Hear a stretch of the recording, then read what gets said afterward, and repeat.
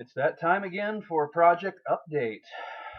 On the last update, I walked through the alpha release demo, and that's pretty exciting. It's been a lot of months of work, and it's been really rewarding to get to the alpha release. There's a handful of people and companies out there that have been showing some interest that I've been talking to. First and foremost being OpenBazaar, because as I've talked about in previous videos, OpenBazaar is both the marketplace, which the rentals will take place, and I'll be leveraging their cryptocurrency wallet technology to handle payments in cryptocurrency. So that's a lot of stuff that I don't have to focus on, so that I can focus on the core technology, which is peer-to-peer virtual private servers. So this video is going to be very high level, very non-technical, or at least I'm going to try to be. That's hard for me. And I want to give a very high level overview of some of the repercussions of this technology that have really only occurred to me over the last couple weeks in talking with some of these other companies that are playing in the cryptocurrency and distributed networking space. Um, so for those who aren't familiar with distinctions between centralized networks and decentralized networks and distributed networks, let me just cover that real quick. So right now, this is a model of the internet as it exists today. So in the middle would say be Google with their Google search engines and their network, and then people, normal people, would be at the periphery here. And you connect to a central computer and you get your information. And this is what's wrong with the internet. You know, if this center part breaks or this center part wants to control information, they can, and everybody out here has to follow the lead. And that's what a lot of people in this space are trying to fix. And ideally, it would be great if the network was over here on the right, where everything's distributed. You break one of these lines, and the network hardly notices. And this is sort of a middle of the road. This is sort of a compromise. This decentralized one in the middle, and this is where a lot of these people in the decentralized space, like Bitcoin and BitTorrent, and a few of the companies I'm going to talk about today. This is, it would be a huge improvement if the internet looked more like this middle picture, but ideally they want it to look like this right picture. And there are fundamental networking issues when the network moves through these topologies, business problems that need to be solved that I think my technology, or P2P VPS technology, I don't want to call it mine because it's open source, it's out there, anybody can use it, anybody can contribute to it, but it directly addresses some of these business issues. Uh, so yeah, let's talk about that. So if you've looked through the specification documents on GitHub that I have for the repository, you've seen this picture, a very simplified model where you've got a server and you've got your clients, and this is sort of how the P2P VPS technology is modeled. And it looks very centralized. It looks like that left picture where you've got this center point, and then you've got your clients out here on the periphery, except that I've made both the server and the client software open source and available. And so ideally, what I am hoping to moving towards as a project is this, where anybody can run a server. The servers talk to one another. Eventually, hopefully, they will seamlessly pass clients. I mean, the clients have their own incentive structure. So if, say, their server that they prefer to use goes down, they will have no problem finding another server to list their devices on. And so it's this idea, it's this decentralized idea of having no point of failure. So, if this server gets taken out, these guys just move over here to one of these other guys. And so, what can you do with this kind of technology? I mean, these are the applications I originally had in mind. Well, the ones in bold are new.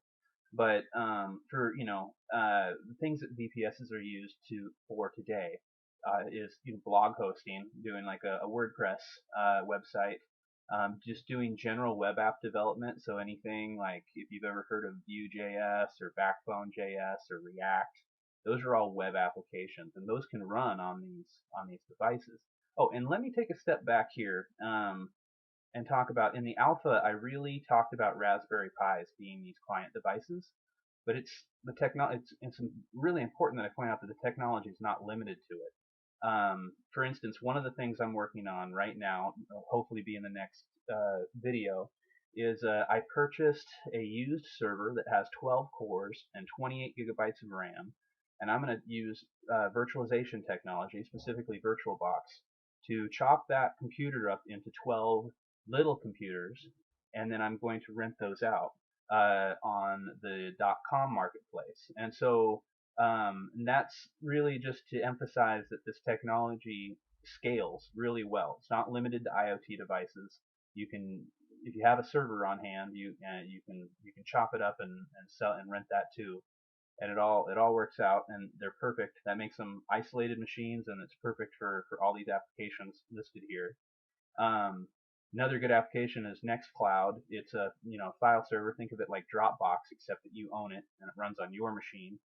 BitTorrent server, a mail server, those are kind of obvious. Short term, like maybe if you want to just spin one up real quickly, maybe for a few hours, that would open up like VPN tunneling and private messaging, and you could do a Tor exit node, a DNS server. So again, this is getting a little technical, but these are some of the short-term applications why someone might just want to rent a VPS for a few hours or a few days or maybe a couple weeks, because these are things where privacy is important and mobility is important, and you don't want anybody to sort of be like, aha, he's coming from here.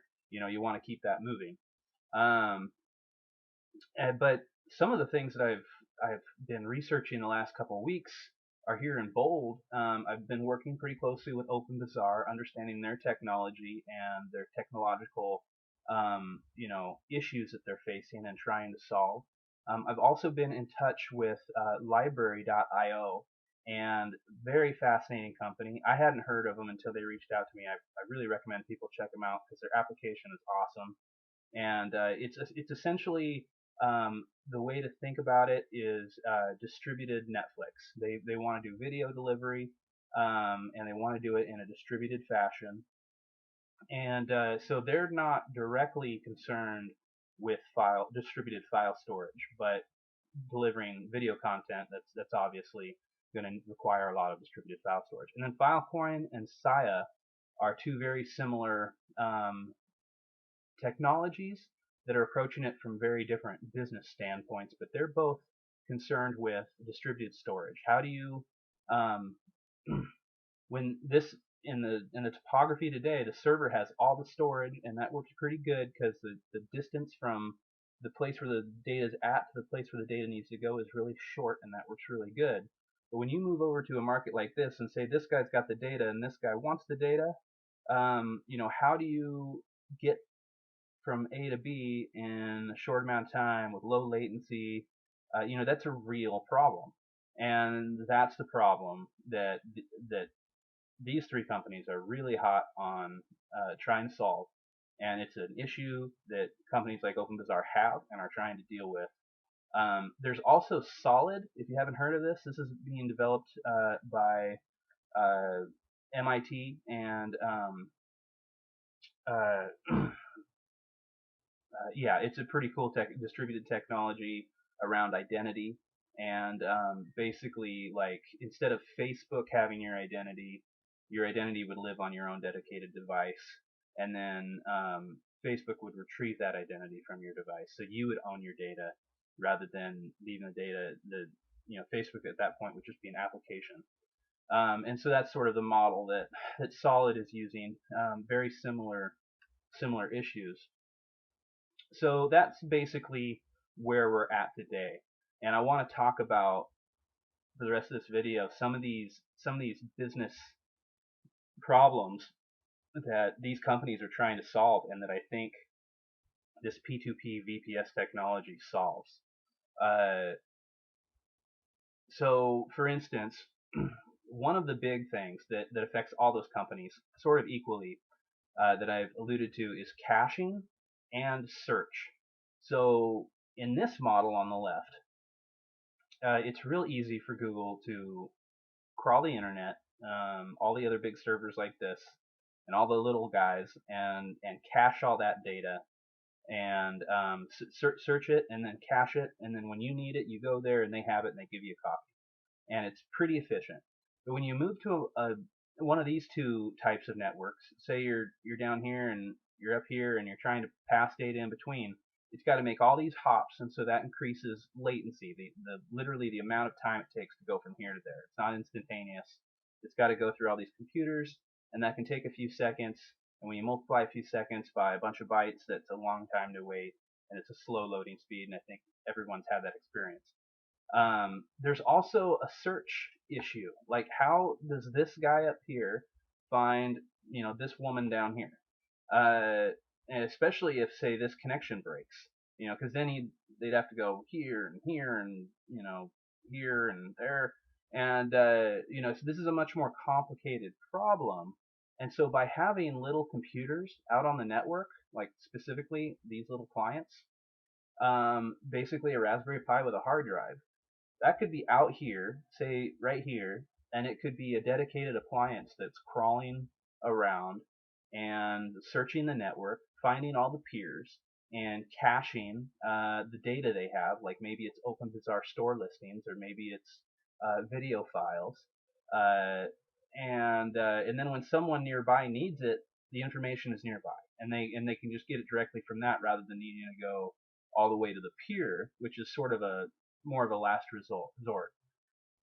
And so that's how these little, in a nutshell, if there's one thing you take away from this video, it's that having these little appliances out there on the network improves the network. It improves caching and it improves searching.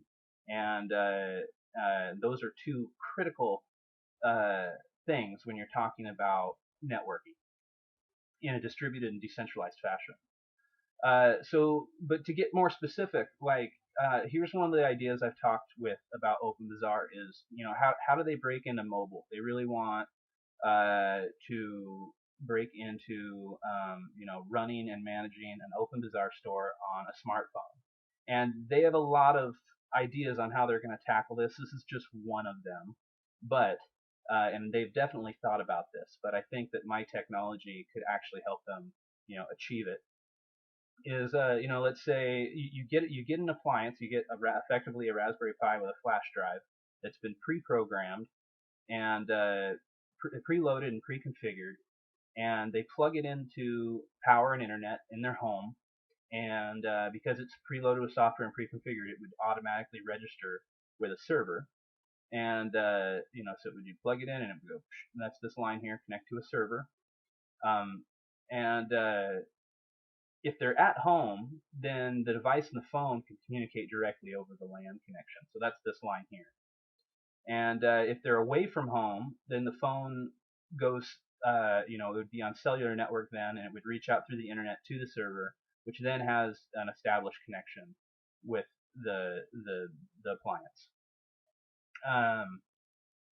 So that allows the user to manage their store over a web page-based user interface, and they can use any device they want. They can use a computer, a tablet, or a phone. At that point, it's just a web browser. So any device that can run a web browser, they can manage their store through it. And most importantly, is this allows the store to be permanently connected. I think I misspelled that. Permanently connected to the internet, and because of this caching effect that I've already talked about, it strengthens the network. And so their store's always connected. Their phone can go in and out of service, but the store actually lives on the device, which is permanently connected to the internet. So they can be making sales. That makes, if it's connected, they have a system in place to deal with offline sales, but everything works better when everything's connected. And so hopefully I think I've given a good example of how this would work. And so you've got your client device and you've got your server, and this is just a customized version of the P2P VPS software for a specific application. And this entire scheme works equally well for Solid. So if you want to check that technology out, you'd have your device living in your house, and this is effectively it represents you online. When someone wants to do something with your data and they need to get permission from you, they don't actually like send you an email. I mean, they would, but your device would hold your data, and your device, you would tell your device who has permission and who does not have permission to my information, and then it sits there permanently connected to the internet and acts as your proxy. Um, yeah, so that's one idea. So let's talk about some other ideas. So like that's kind of a low level, very practical idea. But when you start distributing this idea, these P2P VPS server client things around the world, some really interesting repercussions follow from that. For instance, appliances in district, distinct geographic locations can be rented out and turned into gateways.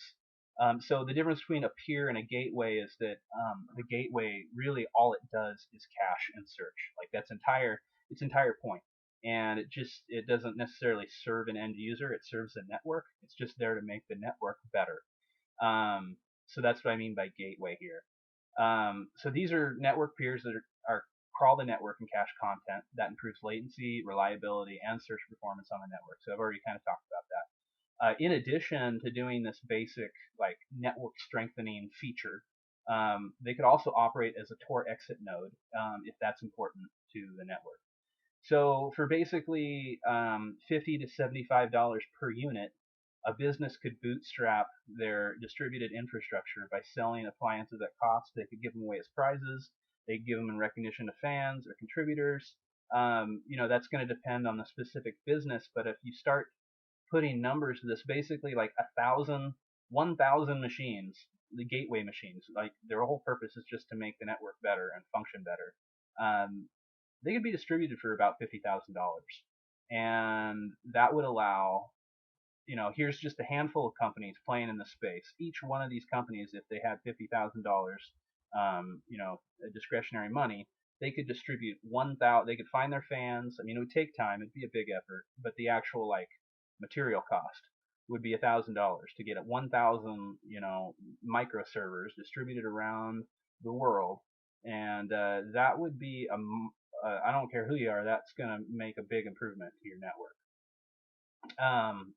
And it's important to keep in mind here that it's just as easy to attach a 5 terabyte hard drive to an IoT device like a Raspberry Pi as it is to attach a 64 gigabyte flash drive. And I talk about this because this is the size. You can get reliable 64 gigabyte flash drives for under $10. So that's sort of what I'm recommending people attach to the Raspberry Pis if they're going to turn it into a P2P VPS client. But it's just a USB connection, so there's no reason that it couldn't be a 5 terabyte hard drive. So one other thing I want to talk about though is this net zero cost of growing the network. So if you've been digging what I've been talking about so far, this is really going to blow your mind. So let's say company A is located here in the States, and they really want to they want to strengthen their network. They want to, all this latency and caching stuff I've been talking about. They want to do this, and that requires getting servers all over the world. Well, so if they find, server B over here, and they rent out one of their clients for the sole purpose of acting as a gateway, and they can then rent out a server that they own, a client that they own, uh, to anybody else to make up the cost. So the net cost and this is going back to exactly like the next thing hopefully the next video demo I'm gonna do is the server I'm buying. It costs $250. I'm chopping it up into 12 mini computers, virtual machines, and so that should pay for itself in 3 months, and then everything's profit after that. And so a company could literally get something like that, put it up, rent the devices just for the sake of going out and renting clients elsewhere in the world to strengthen their global network. And then the net cost to them is zero because they make up for it by renting out their own clients and joining this P2P VPS network. And so the net cost is zero, but the effect is that all these networks that are working together um, enforce one another and strengthen one another.